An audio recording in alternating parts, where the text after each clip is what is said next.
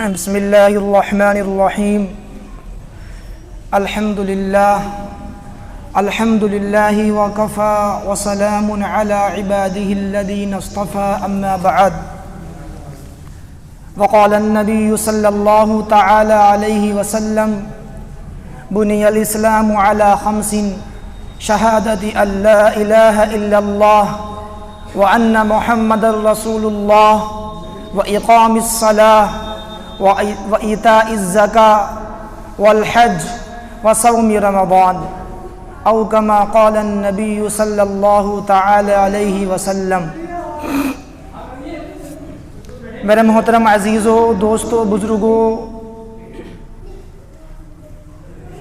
اللہ تعالیٰ کا بڑا احسان اور اس کا کرم ہے کہ اس نے ہم لوگوں کو رمضان کی یہ ساعتیں، رمضان کی یہ برکتیں عطا فرمائی، اور یہ رحمت کا عشرہ چل رہا ہے اور صرف اس عشرے کے 2 دن باقی رہ گئے ہیں۔ اللہ تعالی ہماری تمام عبادات کو، ہمارے صدقات و خیرات کو، ہماری نمازوں کو اللہ قبول فرمائے اور باقی بچے ہوئے ایام کی قدردانی کرنے کی توفیق عطا فرمائے۔ میرے عزیزوں، دوستوں، اللہ تعالیٰ نے ہمیں جو کچھ مال عطا کیا ہے، جو کچھ اللہ نے ہمیں دولت عطا کی ہے، وہ سب اللہ تعالیٰ ہی کی عطا کی ہوئی ہے۔ اگر اللہ تعالیٰ اس تمام مال کو، اس تمام دولت کو صدقہ کرنے کا حکم دیتا، تب بھی ہمیں کوئی اعتراض کرنے کا حق نہیں تھا، لیکن اللہ تعالیٰ نے ہمیں اپنے مالوں میں سے ایک مخصوص مقدار صدقہ اور خیرات کرنے کا حکم دیا ہے، اور وہ بھی سال میں 1 مرتبہ، جس کو ہم زکوٰۃ کہتے ہیں، کہ اپنے مال میں سے 40واں حصہ نکال دو تو اللہ فرماتا ہے تمہارا مال وہ پاک ہو جائے گا، تمہارا مال وہ محفوظ ہو جائے گا ہر قسم کی آفت سے، ہر قسم کی مصیبت سے۔ لہذا آج زکوٰۃ ہی کے تعلق سے چند باتیں عرض کرنے کا ارادہ ہے۔ اللہ تعالیٰ صحیح بات کہنے، سننے، سمجھنے اور عمل کرنے کی توفیق عطا فرمائے۔ میرے عزیزوں، دوستوں، زکوٰۃ کا جو فریضہ ہے، یہ تیسرا اہم فرض ہے، جو میں نے آپ کے سامنے حدیث پڑھی۔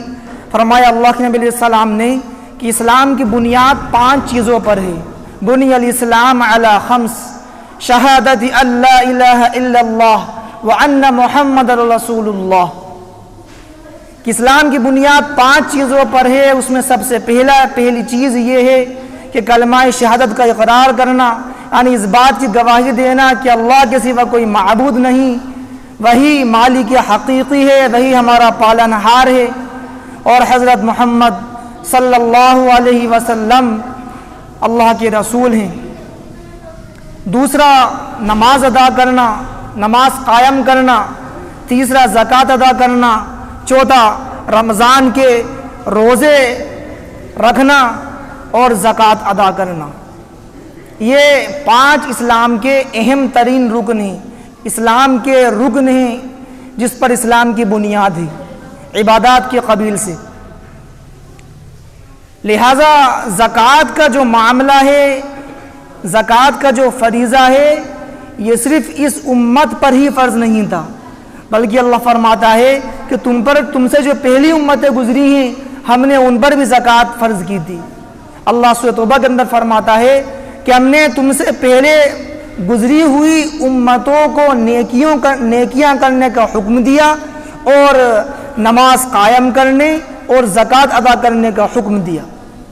اس معلوم ہوا کہ زکوٰۃ کا جو یہ نظام ہے، یہ پہلی امتوں پر بھی فرض تھا۔ زکوٰۃ کے 3 اہم ترین مقاصد ہیں۔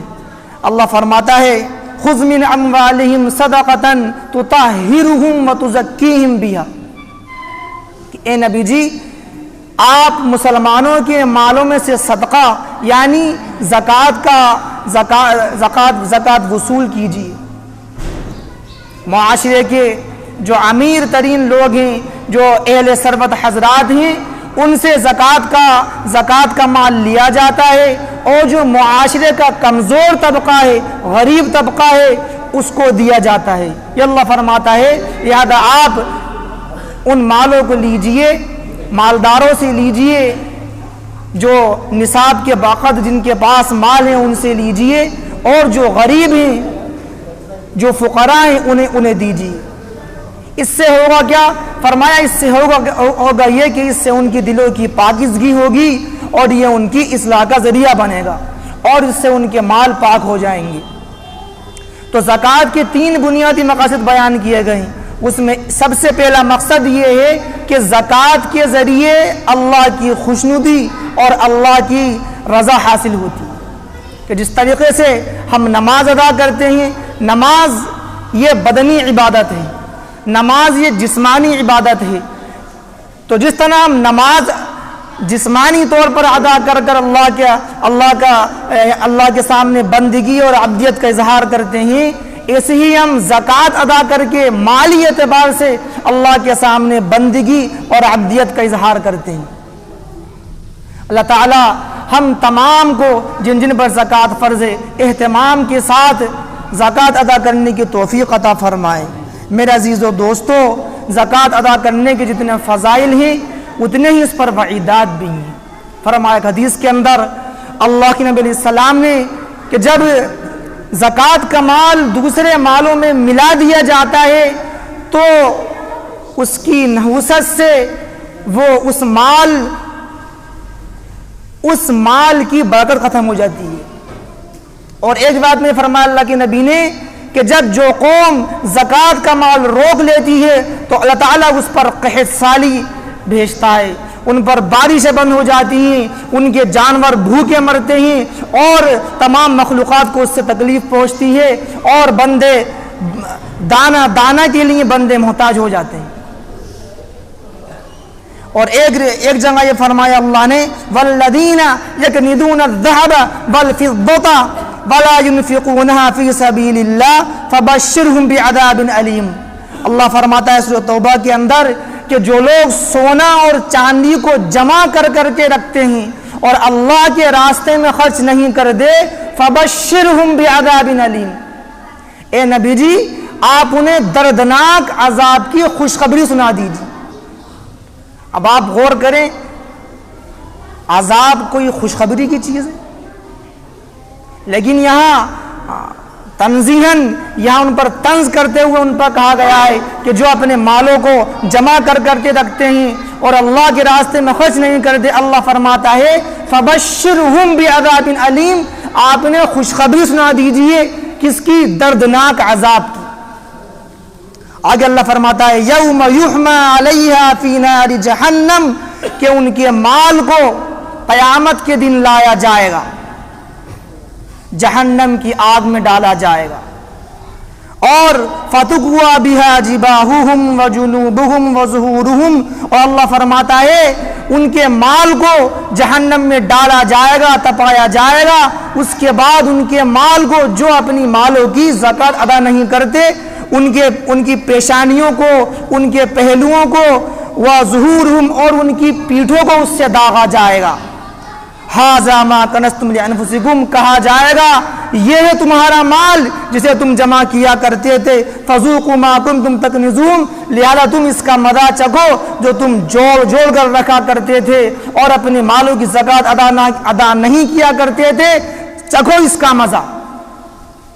اور اس سے خطرناک وعید حدیث شریف کے اندر آئی، فرمایا اللہ کے نبی نے من آتاہ اللہ مالا فلم تؤدی زکاتہ مثل له یوم القیامہ شجاعا اقرع له زبیبتان۔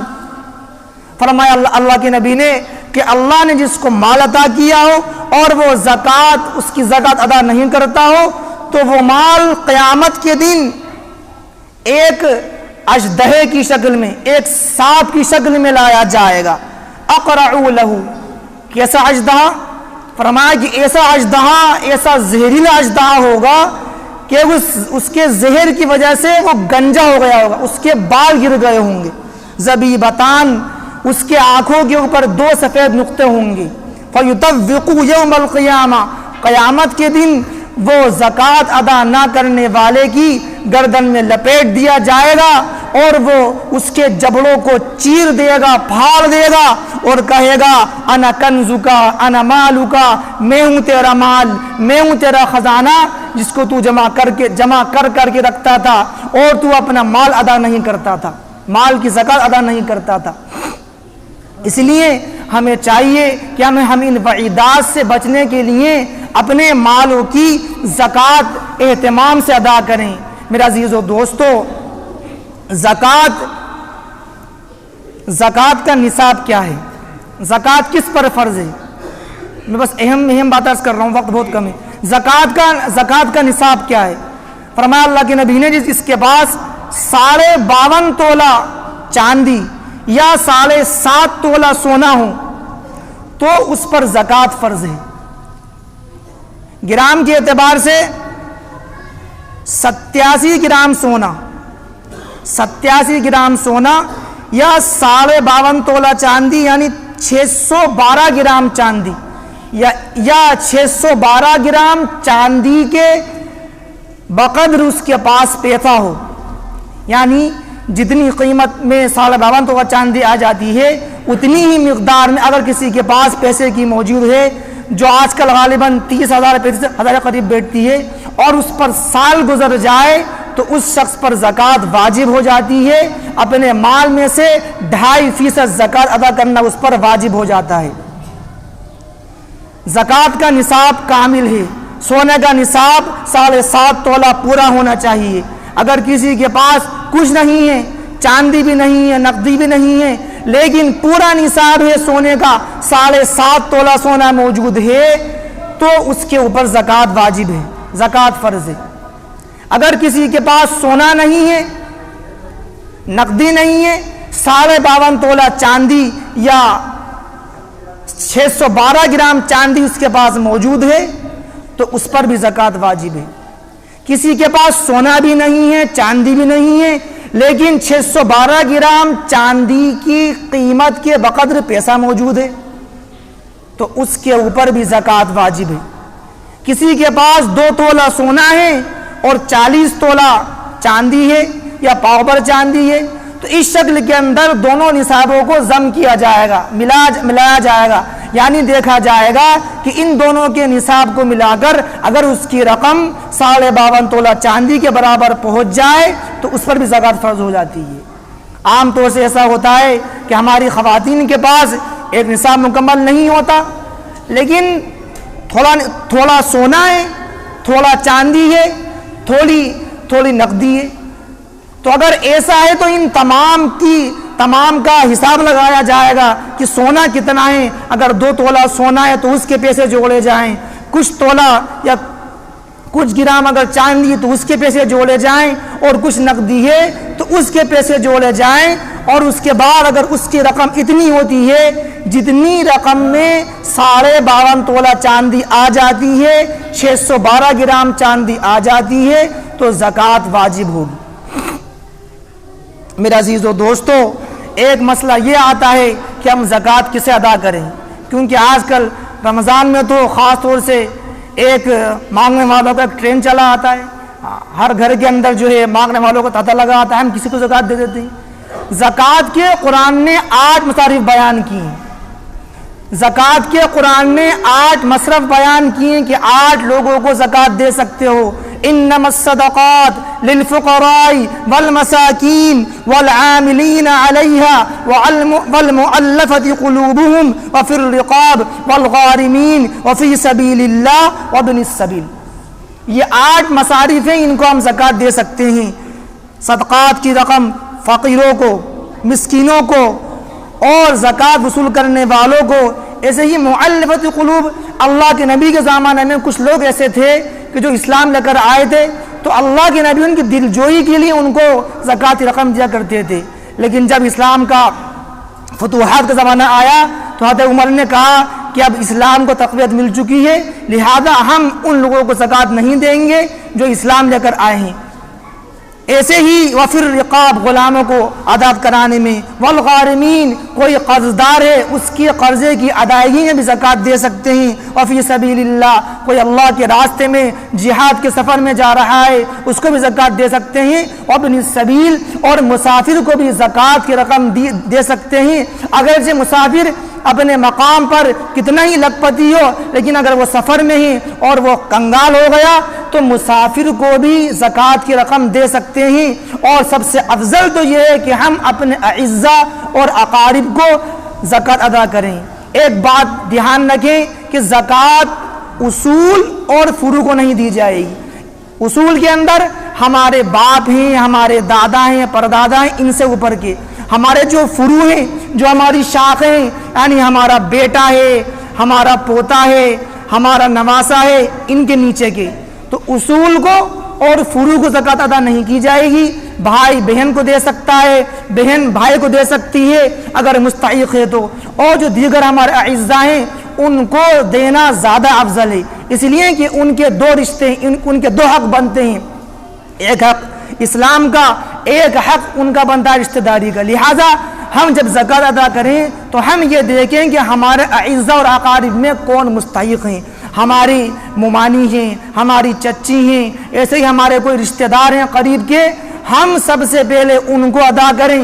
اور ایک بات یہ بھی یاد رہے کہ زکوٰۃ ادا کرنے میں دینے والے سے یہ کہنا لازم نہیں کہ یہ زکوٰۃ کا پیسہ ہے، کیونکہ کچھ خوددار ایسے ہوتے ہیں کہ وہ زکوٰۃ کا نام سن کر پیسہ نہیں لیتے، اس لیے ہمیں زکوٰۃ ادا کریں ہم دل میں نیت کر لیں، ان سے کہیں نہیں، کہیں بھئی آپ کی امداد ہے تو انشاءاللہ اللہ کی ذات سے امید ہے ہمیں اس کا ڈبل اجر ملے گا، دوہرا اجر ملے گا۔ اللہ تعالیٰ مجھے بھی آپ کو بھی صحیح طریقے سے زکوٰۃ کا مال ادا کرنے کی توفیق عطا فرمائے۔ وآخر دعوانا ان الحمد للہ رب العالمین۔